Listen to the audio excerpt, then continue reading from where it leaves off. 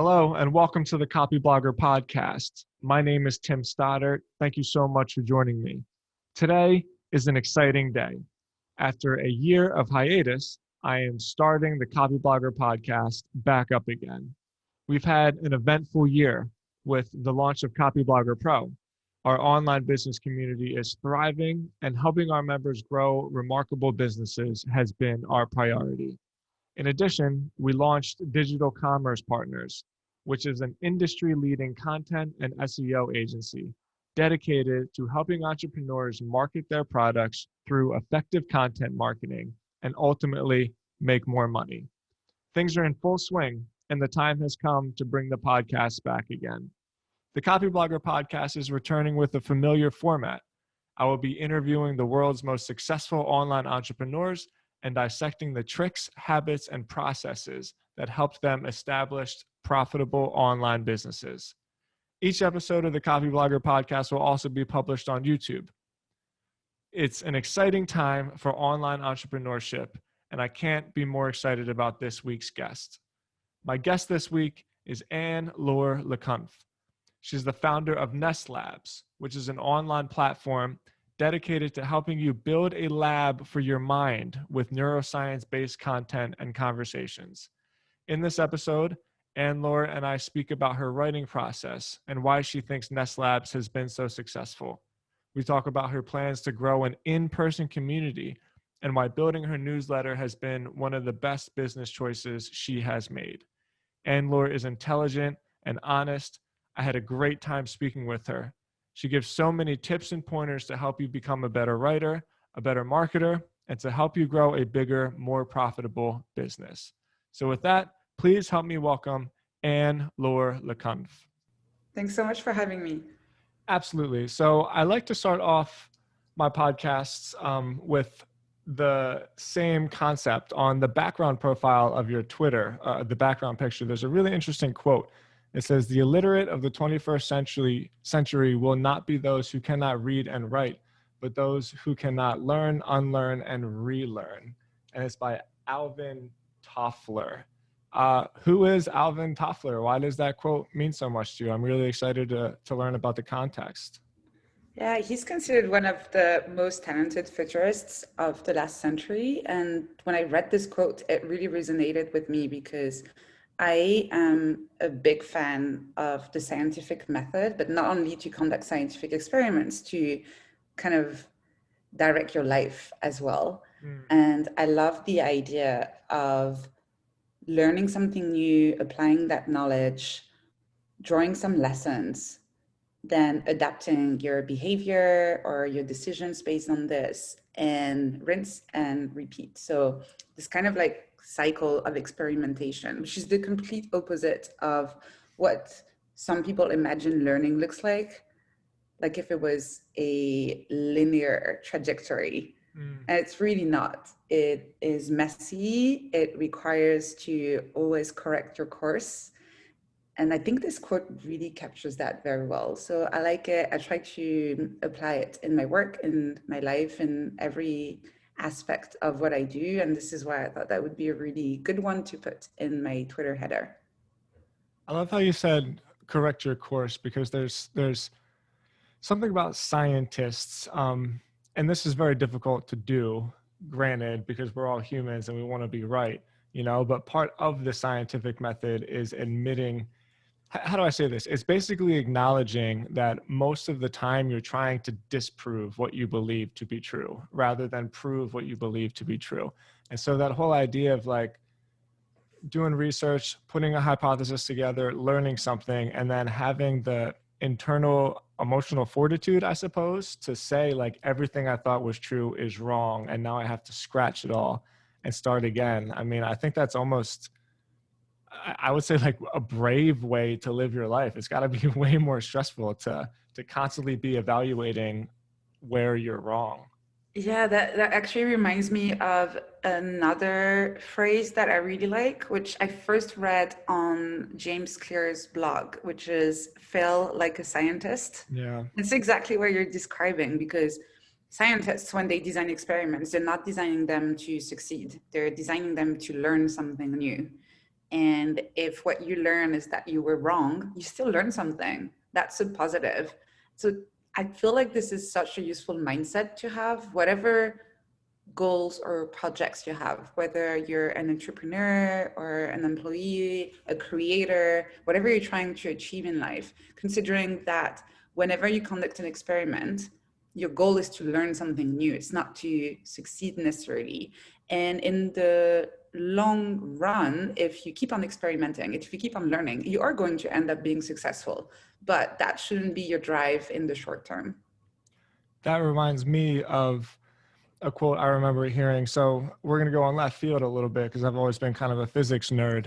But when they were really looking into the Higgs boson with the large hadron accelerator, and I think it's in Sweden or something like that. And I remember they found it, and it weighed exactly what they thought it was going to weigh. And Stephen Hawking, who's always been like a real idol of mine, he made a quote that says like, yeah, it's kind of sad that we got the answer that we were looking for because now we don't get to have any of the questions. And I just remember thinking like, what a psychopath. This is one of the most important discoveries in particle physics in like the history of the world. And the first thing he thought of is like, ah, shit, we got the right answer. Like, what a letdown. It's like another, we're like jamming on quotes, but another Yeah. one is from, I think, Richard Feynman. But it says, I'd rather have questions that I cannot answer rather than answers I cannot question. Whoa. And it's also a beautiful quote. And you just talked about Stephen Hawking. One of my biggest regrets in life was that when I was working at Google, he came for a talk organized by my former team there, and they knew I was a big fan. And so they told me, you know, you're not supposed to be there. You're not supposed to be at that event. You're not on that team anymore, but we know you love him, so we can sneak you in. And I had booked a holiday to Indonesia with friends. At the time, it was 10 years ago. Didn't have a lot of money. That was a lot of money to go there. And I decided to go to Indonesia, and I missed that talk, Yeah. and I didn't get to meet him. And obviously he's not with us anymore, but that's been one of my biggest regrets in life, not to kind of like cancel the trip and just attend that talk and get an opportunity to meet him in person. Yeah. Wow. I don't know what I would have done, especially because all your friends are going to be like, what the hell? We've had this thing planned forever. But, and then how do you explain to them? It's like, no, you don't understand. It's Stephen Hawking. And then maybe you'll show them like a brief history in time. And they'll be like, this is just a book. I'm like, no, but it's, it's a brief history in time. Cool. I feel like if you and I chatted for long enough, we would probably really go down a wormhole. So for the sake of this podcast, let me reel it back in. Related to that, we were talking a little bit before we recorded, and I did some research. I don't know too much of your background, but you come from a much more academia standpoint and sort of transitioned into the web marketing, web content standpoint, where most of the time, and this is a generalization, it's nerds like myself who don't really know what else to do. And so we just start creating stuff online, and then eventually it cultivates somewhere. I want to stick on this for a little bit. So there's a bunch of questions, but was your plan to create this brand and to maybe make a career out of it? Was this just a way for you to start dumping some of the thoughts and the questions that you had in your mind, and eventually it just kind of flourished? Like, how did this even come to fruition? How did Nest Labs, for those who don't know your work, come into fruition? Yeah, so first, I don't initially come from an academic background. My career has been kind of oscillating actually Mm. between industry and academic work. I started working at Google in marketing, actually. That was my first job. And then I left Google. I started a couple of startups, and they didn't work out, as I think 80% of startups do.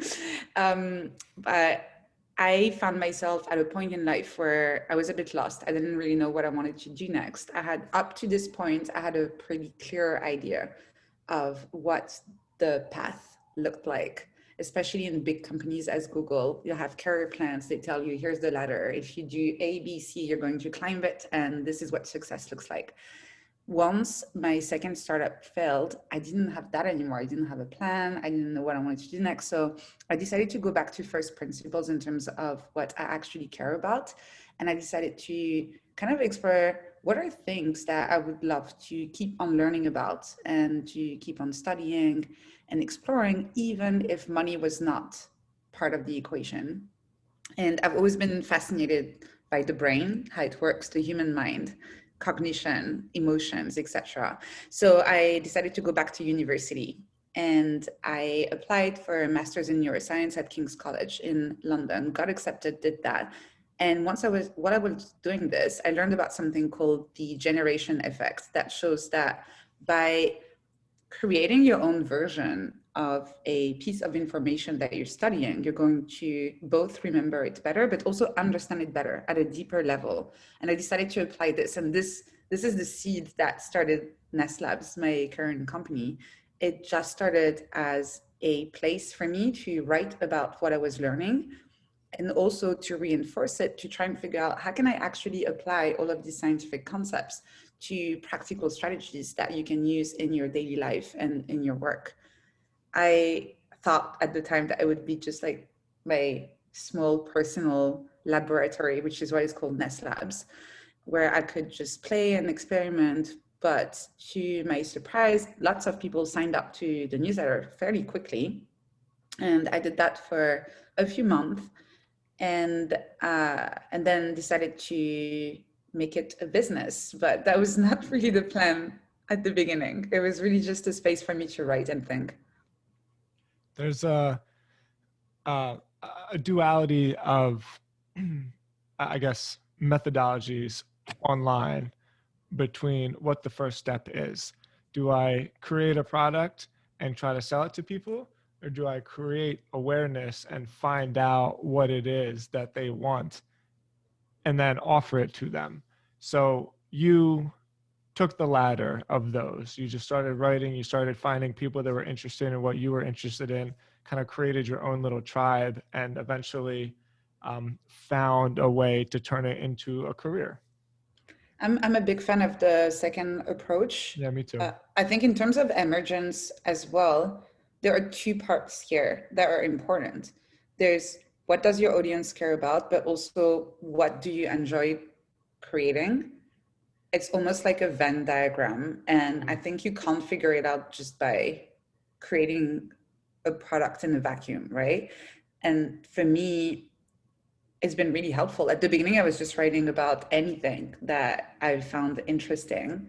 But then little by little, I would see that there was definitely an overlap in some areas between the articles that I was enjoying the most writing and the engagement and the positive reactions that I was getting from my audience. And once you find that intersection between what you enjoy doing and what your audience enjoys consuming, this is gold. This is perfect. It means that you can build a sustainable business while having fun doing it. Yeah. And that's a difficult journey sometimes because, speaking from my experience, I don't want to speak for you. I've had experiences where I just come up with this ridiculous fluff bullshit, maybe like 11 great cat pictures, and you're like, no problem, slam dunk. This is going to go crazy. Everybody's going to love me. And then I'm going to get all of these dopamine hits about how entertaining I have been. And then I'll go completely like the other side and be overly informative, maybe like really, really take a research approach and cite all of my work and really, really care. I'm having a hard time articulating it because it's not that the middle ground doesn't mean that you don't care. It's just that you go above and beyond in like formalizing your content, right? And it's this constant push-pull on like, how do I be myself? How do I write like I talk? How do I be entertaining while at the same time producing information that will have like a positive impact on people's lives, Tell me about that struggle, which I know just by reading your work that you've had. Well, I guess there's something that helps a lot in my case is that I'm not a native English speaker. So by default, the way I write is pretty simple. I can't really do fancy, overly complicated writing because I simply don't have the vocabulary. So that's very helpful. that really allows me to keep the content simple without having to force it. That's just the way I naturally write in English. Um, Another question I try to ask myself all the time is, would I actually read this? Would I actually enjoy reading this? This is actually a really good filter. Yeah. And it is weirdly a filter that lots of creators don't apply to their own work. They're so focused on the business metrics, on the marketing strategy, that they don't even think about the product itself. Would you actually buy this? Would you get your wallet out to buy this thing? Would you spend 5 minutes of your life reading this article or listening to this podcast or scrolling through this Twitter thread? And this is something I try to do every time, just asking myself, would I read this? Would I actually consume this? Would I pay for this? That's been super helpful for me to kind of find that balance between being informative, but also being enjoyable enough to consume in terms of content so people want to come back for more. I think that's excellent advice, especially for writers. I like to talk about all different types of online businesses just because of the impact it had on my life, but I always gravitate towards the writers. And I think that's for a couple of reasons. One, because I think writers, just by nature of the fact that they have to think so much, are always the most like process oriented, and they understand why it is that they're doing what they're doing, as opposed to just make as much content as possible, you know, hit record, selfie, selfie, selfie. Like, you really have to work your way through a good article. And I say that as a little bit of context. Where I thought it was fascinating where you said that you have the advantage of having to simplify your writing. I speak German, although not natively. I lived in Germany for a while, and I took a bunch of German in school. And like, I'm sure you can relate, although you've lived in London for a while, so you can get by without any real hassles. But when you can almost speak a language, you know, and you have to interact with people that can speak it totally fluently, you just find the most straightforward, direct path to say like what the fuck it is that you're trying to say. You know what I mean? It's like, no, I need that sandwich. When you're writing online, again, it's that balance. Like, you want to respect your audience to the point where, like, I will work hard to make this enjoyable, but also take out as much as possible so that you can get through it as quickly as you can. I thought that was really fascinating how you said, like, you have the advantage of English being your second language. And I think that also makes you a little bit more thoughtful in the way you write. I think compared to many native English speaking writers, I will tend to check the dictionary a lot more, to check for grammatical rules a lot more. And I've had especially with English, because it breaks all of its own rules all the time. And totally. It's so infuriating. Exactly. And I've had like a few British friends and American friends telling me that my English was probably, when I'm writing, more correct than lots of native speakers. Sure. Because you don't have the confidence. So you always triple check everything. If something feels a little bit new to me, a turn of phrase I've never used before, a word that I've read somewhere but never really heard being used in the conversation, I would always double, triple check, which is not necessarily something that I would do in French because I feel comfortable in French. So this little discomfort can actually be a good driver to produce good creative work. Yeah. I'm thinking of some of my own examples. I write a daily blog that's more for myself. There's about 1,000 people that subscribe to it, but nobody knows about it. I never tell anybody what the domain is. It's basically just for me, because I enjoy thinking in the morning and like figuring my life out, you know. But I noticed that I will breeze through the term like I wanna, WANNA.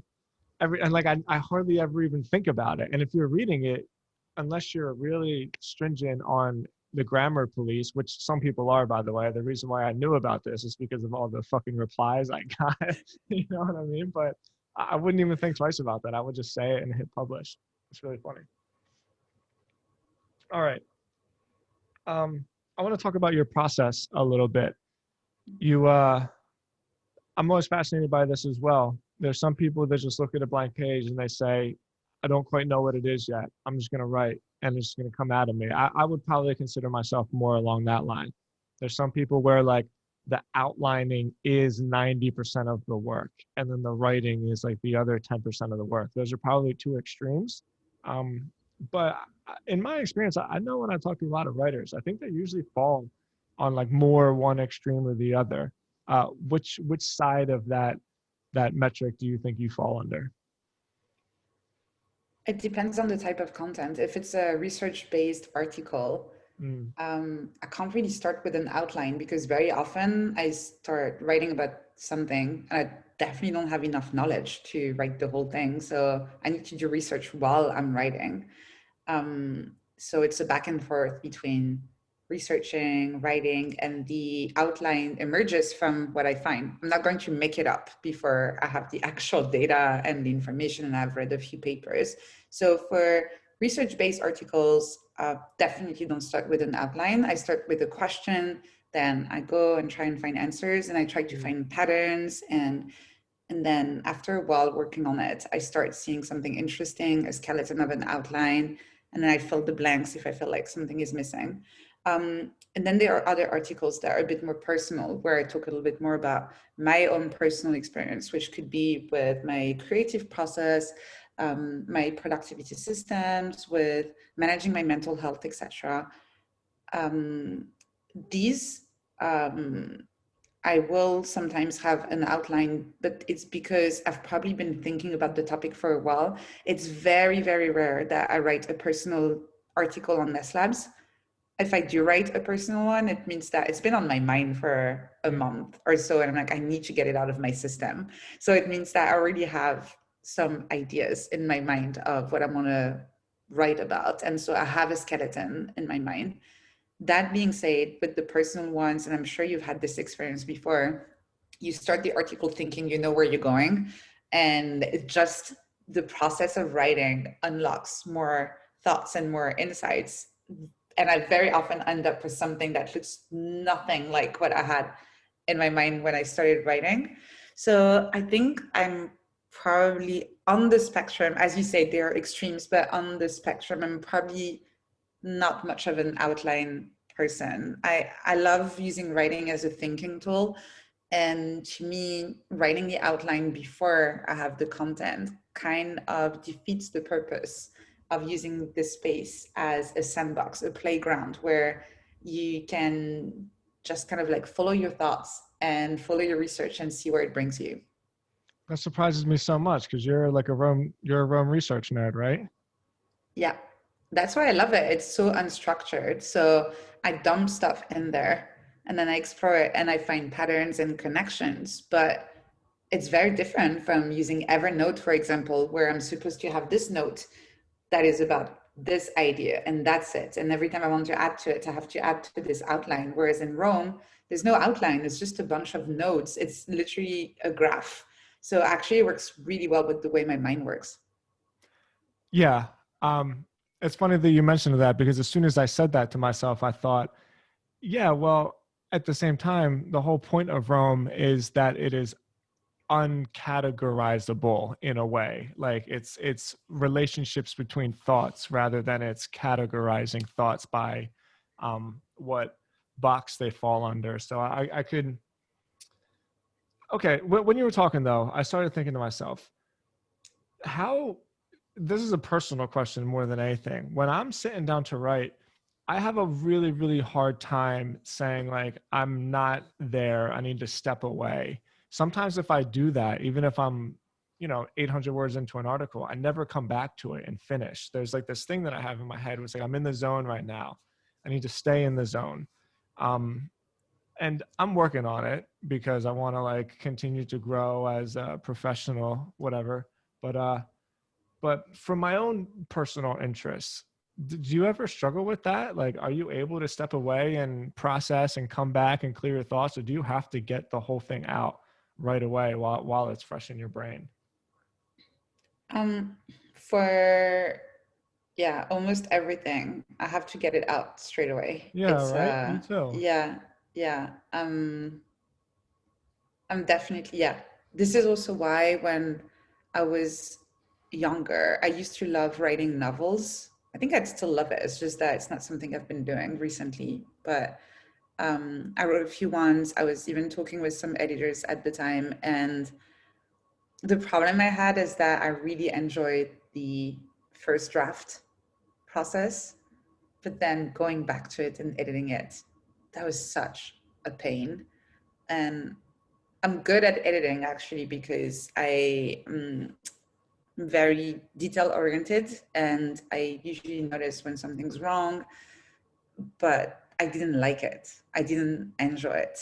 So I think I really like that phase where you're literally taking your thoughts out of your mind, putting them on paper, connecting them together, finding those patterns, finding interesting ways to communicate your ideas. But then when it comes to stepping away and coming back, I very often lose my drive if I do this.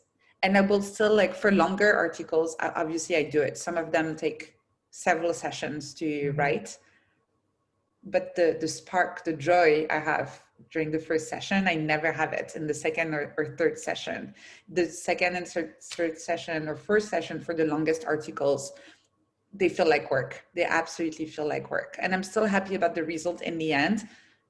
But the joy of just following your thoughts and putting them on paper and not thinking about editing, I absolutely love that feeling. Yeah, that is so refreshing to hear, because I feel the same way. When I'm coming back for the second or third, I'm thinking to myself, like, I need to just get this done, right? As opposed to like, this is what I do, this is what I enjoy doing. So thank you for that insight.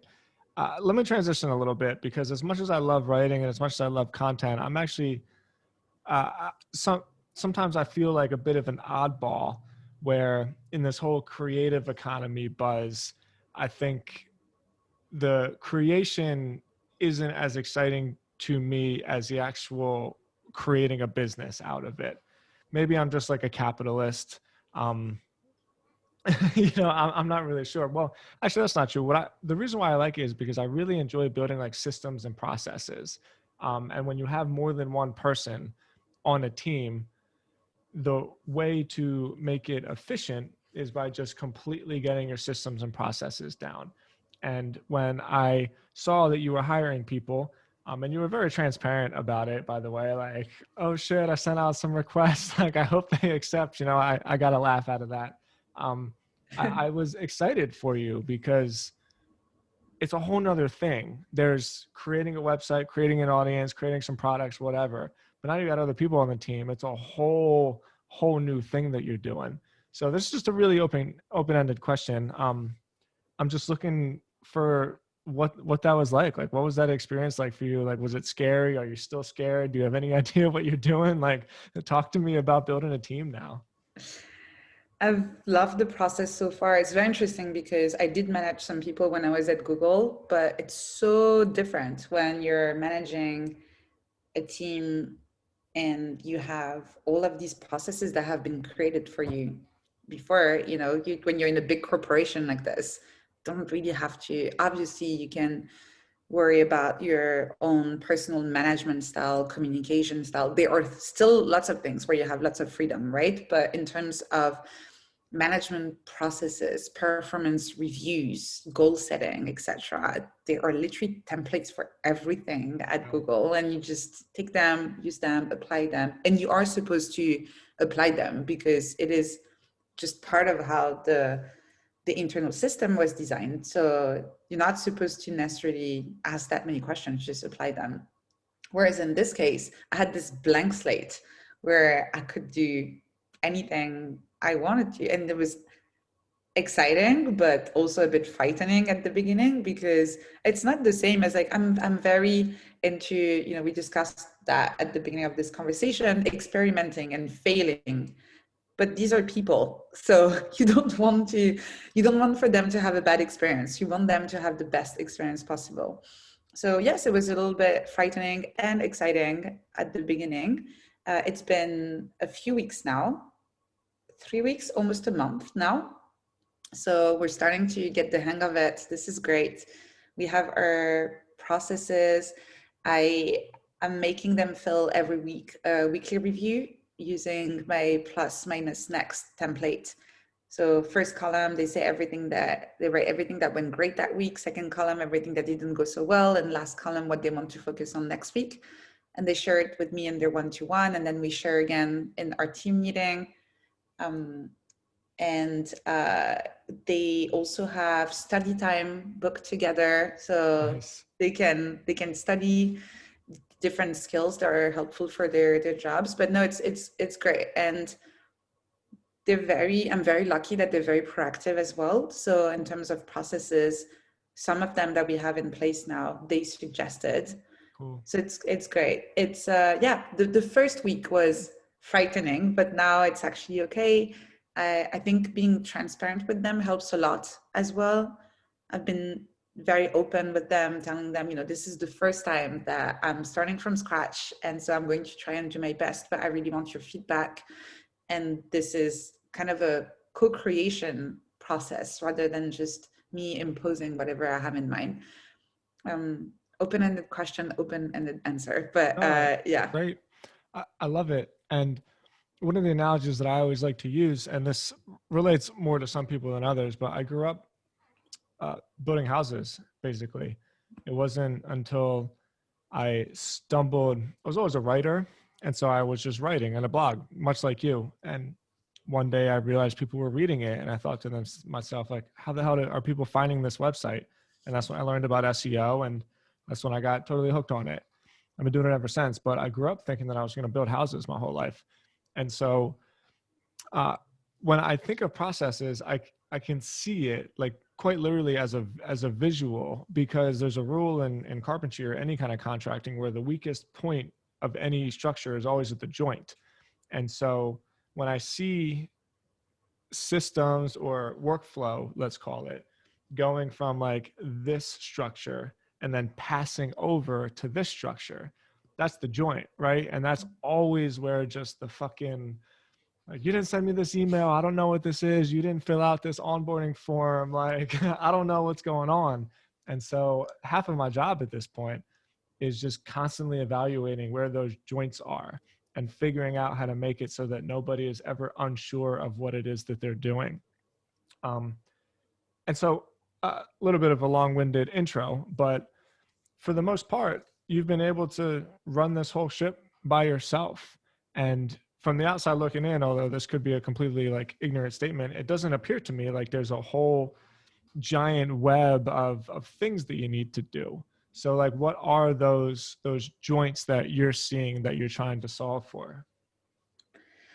I'd say like 90% of the business is running very smoothly and I don't really worry about it. There's the articles I'm writing every week. I'm publishing videos on YouTube. I'm publishing the newsletter every week. Yeah. I'm publishing 2 articles a week now. Yeah. That is so silly. How do you keep that up? I used to be at 5 a week, so 2 a week. That's like so silly.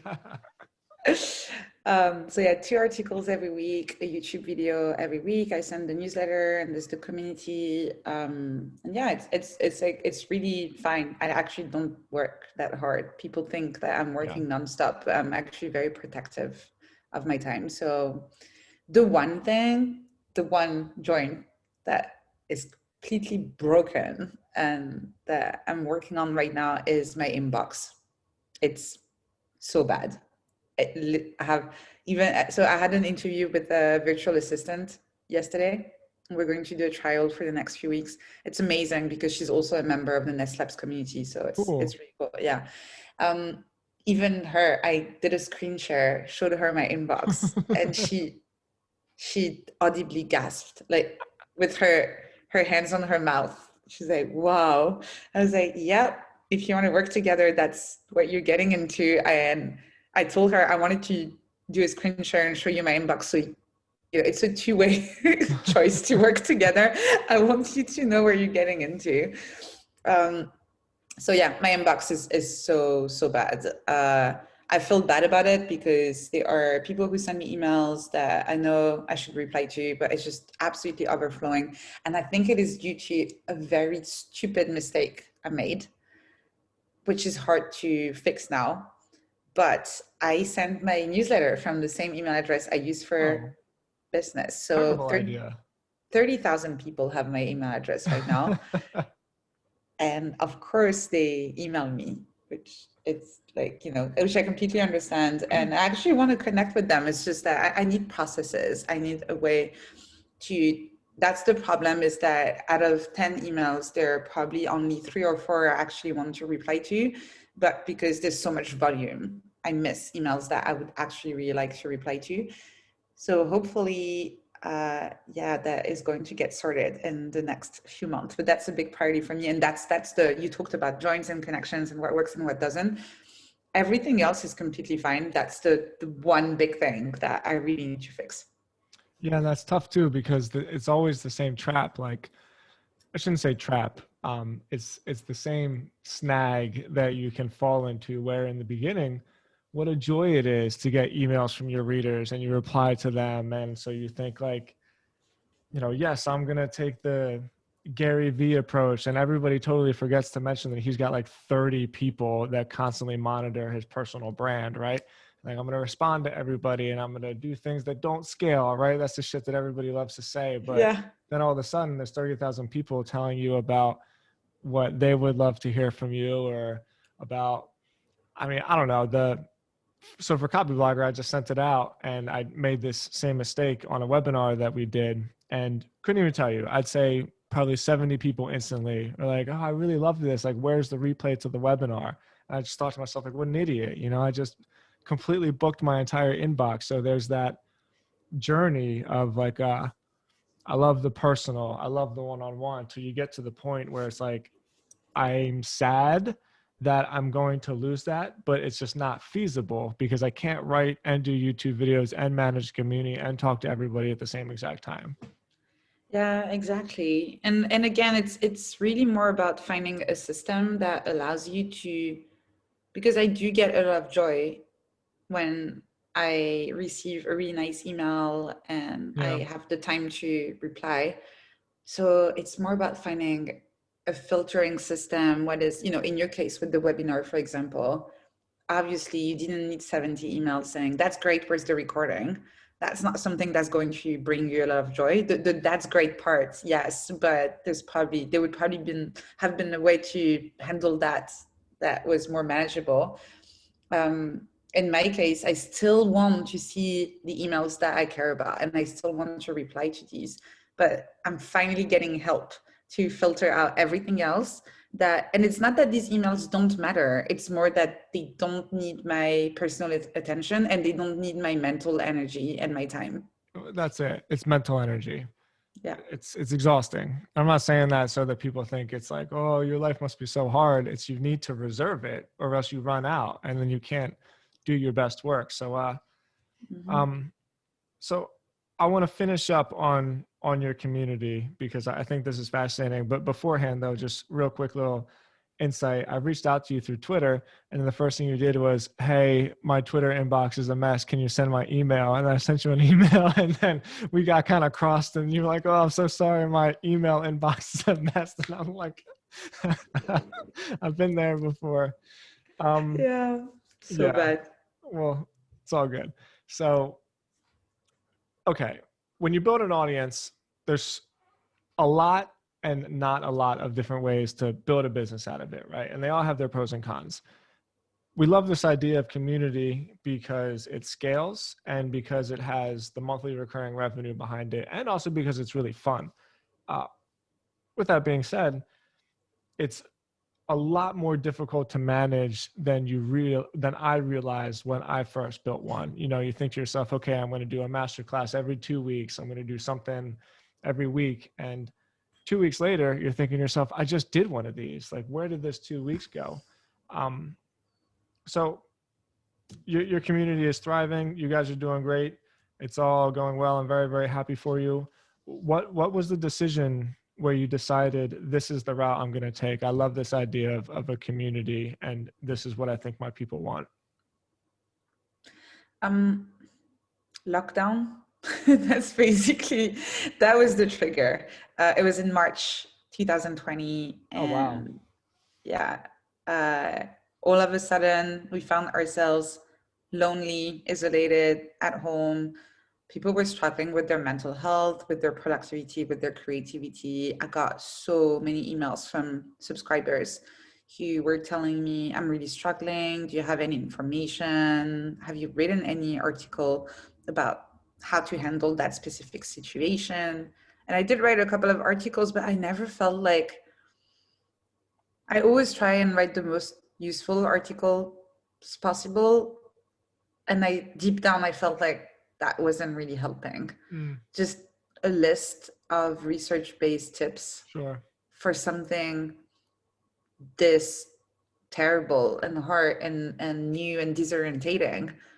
They, it just wasn't cutting it, right? So this is when I had the idea for the community, because I felt like we could probably impact each other's lives in a way more positive way if we were actually interacting together and creating our own tips and strategies rather than relying on research that was not necessarily adapted to what was going on at the time, because this was so new. And yeah, that's how I got the idea. From idea to launch, there was about a week. Thanks to, I'm using Circle, and it took a few clicks to set up the community, so it was great. Announced it, got a few hundred members pretty quickly, and yeah, that was the birth of the AnneLaures community. I had a very similar experience. I run it's a pretty big blog and email list for people that are in recovery from drug and alcohol addiction.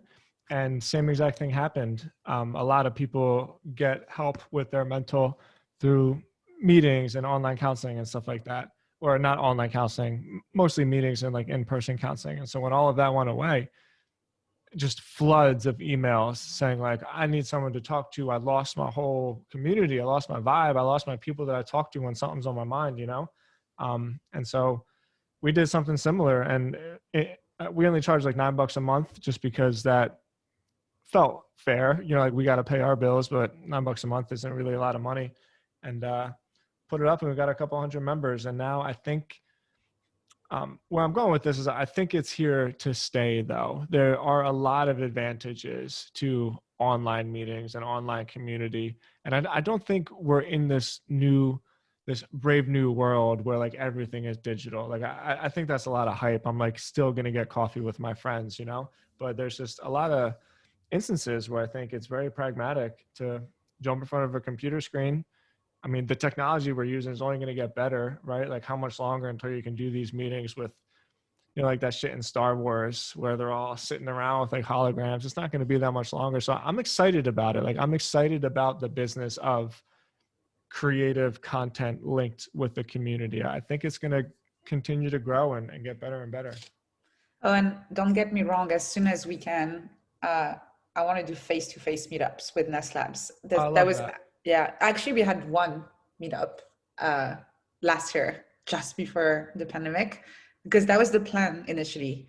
I really Wow, wanted really? people to, yeah, I had one meetup uh, that was really fun actually, because there was no AnneLaures community at the time, there was nothing, but I just felt like I wanted to shift the relationship from just broadcasting content to actually have those multi-way conversations together and connecting readers together.